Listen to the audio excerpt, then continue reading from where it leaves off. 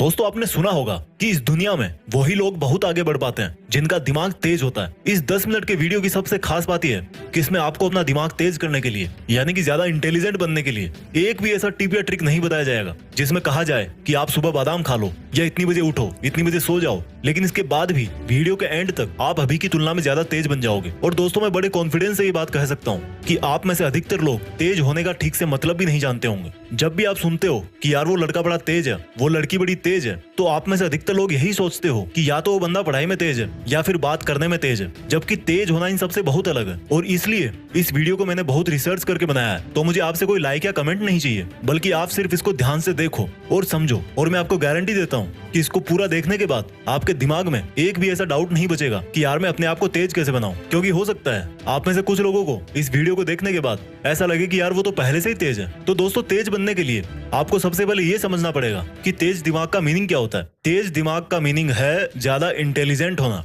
और इंटेलिजेंट का मतलब क्या होता है? इंटेलिजेंट दो चीजों से मिलकर बनता है। किसी भी चीज को या क्वालिटी को अच्छी तरह से फटाफट एक्यूरेटली सीखना और उसी फिर सीखे हुए नॉलेज को फ्यूचर में जरूरत पड़ने पर सही ढंग से सही जगह पर काम में लेना। सिंपल वर्ड्स में समझाता हूँ, यानी कि अगर आपने इन दो चीजों में महारत हासिल कर ली कि सीखना क्या होता है और उसको काम में कैसे लिया जाता है, तो लोग आपके बारे में यही बोलेंगे कि यार ये बंदा ना भाई सच में इंटेलिजेंट है। किसी भी चीज को सीखना और काम में लेना सुनने में बहुत ही छोटे लग रहे हैं, लेकिन यही वो दो चीजें हैं जो सक्सेसफुल लोगों को एक नॉर्मल आदमी से अलग बनाती है। तो मैं आपको सीखना और काम में लेना एकदम खुल्लम खुल्ला बताऊंगा, एकदम सिंपल वर्ड्स में बताऊंगा। आपको अब यहाँ से इस वीडियो की एक भी लाइन मिस नहीं करनी है। सबसे पहले बात करता हूँ सीखने के बारे में कि क्या सीखें और कैसे सीखें। दोस्तों इंग्लिश के अंदर एक कहावत है कि master of all jack of none, यानी कि अगर आप सब कुछ सीखना चाहोगे तो कुछ भी ठीक से नहीं सीख पाओगे। कहने का मतलब है अगर आप ये सोच रहे हो कि इस दुनिया का हर तरह का टैलेंट, हर तरह का ज्ञान मैं अपने दिमाग में भर लूं और फिर इंटेलिजेंट कहलाऊंगा, तो मेरे भाई आप बेवकूफ हो। मुझे एक बात का आप जवाब दो, आपने अभी तक अपनी लाइफ में जितने भी बड़े लोगों का नाम सुना है, उन बड़े लोगों में से कितने ऐसे लोग हैं जिन्होंने एक से ज्यादा फील्ड में अपना नाम कमाया है? आपको शायद ही ऐसा कोई सक्सेसफुल इंसान मिलेगा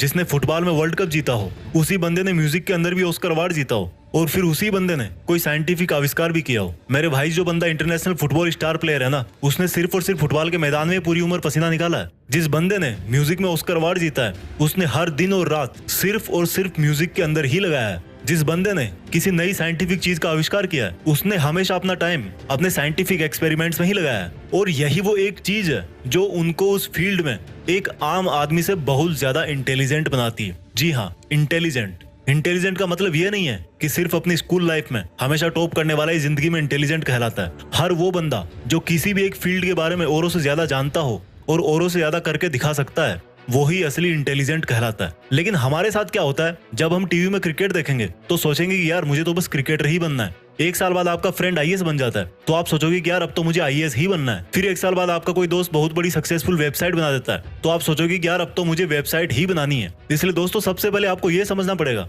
कि सक्सेसफुल होने के लिए अपने करियर का, अपने फील्ड का डिसीजन एक बार ही सोच समझ के लिया जाता है। और आपने एक बार जैसा भी डिसीजन ले लिया, आपको उसे कभी नहीं छोड़ना है। क्योंकि मैं 100% कॉन्फिडेंस के साथ बोल सकता हूँ कि अगर आपने हमेशा अपना टारगेट, अपनी डायरेक्शन पूरी जिंदगी भर एक ही तरफ रखी है, तो आप उसमें निश्चित रूप से इंटेलिजेंट बन जाओगे। और इंटेलिजेंट बनने के बाद आप क्या कर सकते हो वो तो आपको भी पता होगा।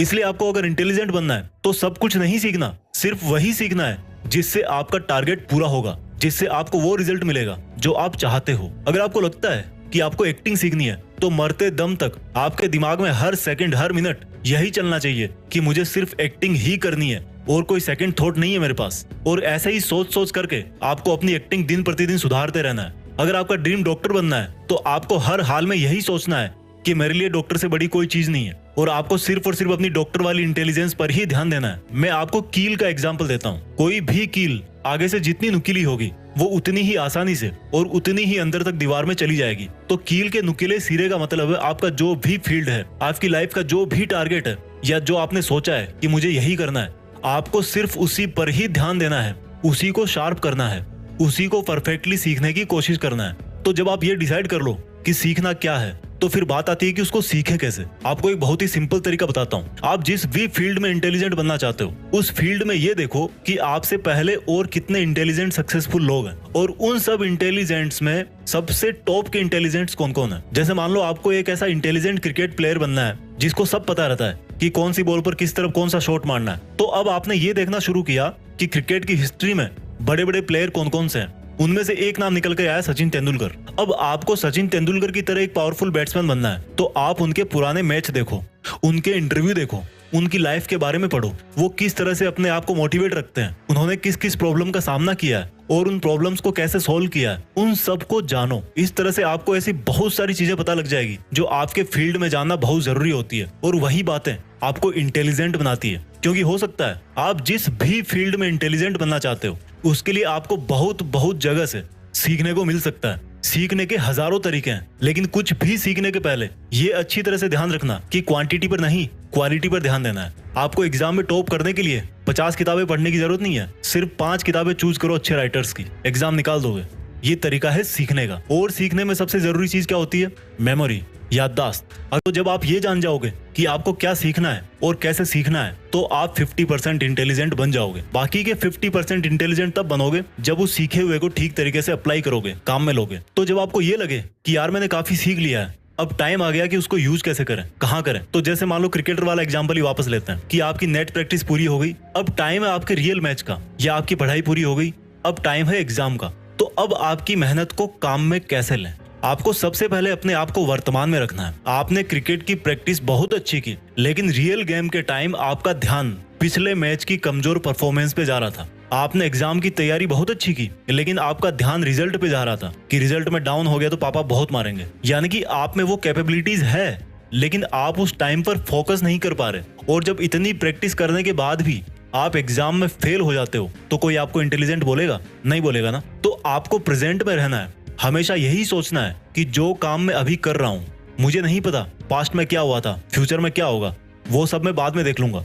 मुझे सिर्फ अभी इस काम पर फोकस करना है जो मैंने शुरू किया है। इस तरह से आप अपने सीखे हुए को काम में ले पाओगे। जब आपको लगे कि यार प्रॉब्लम आ रही है, तो आप ये महसूस करो कि जिस प्रॉब्लम में आप अभी हो, उससे निपटने के लिए आपने बहुत पहले ही ईमानदारी से बहुत मेहनत करी है, और आपको अपनी काबिलियत पर पूरा भरोसा है कि आप इस प्रॉब्लम को भी सोल्व कर ही दोगे। ऐसा करने से आपके अंदर कॉन्फिडेंस आएगा। मैं ये नहीं कहता कि कॉन्फिडेंस आने के बाद भी आप उस प्रॉब्लम को सोल्व कर ही दोगे, लेकिन इतना जरूर कहता हूँ कि उस वक्त की असफलता आपको आने वाले टाइम के लिए जरूर तैयार करके जाएगी, और इस तरह से आप अपने नॉलेज को बेटर तरीके से यूज कर सकते हो। प्रॉब्लम के अगेंस्ट अपना रिस्पॉन्स टाइम घटाओ।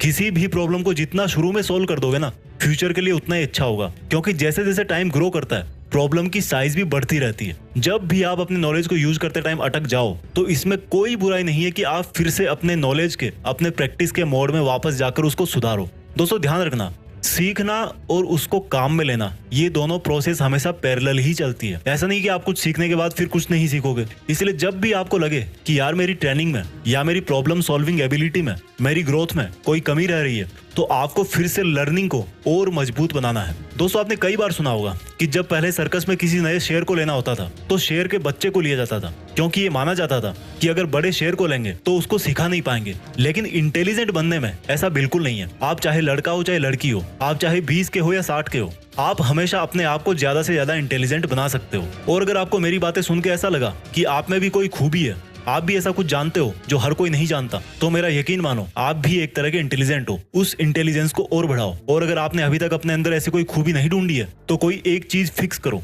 उसको सीखो और सही ढंग से काम में लो। और जब इंटेलिजेंट बन जाओ, तो देश में अपना नहीं बल्कि दुनिया में देश का नाम करो।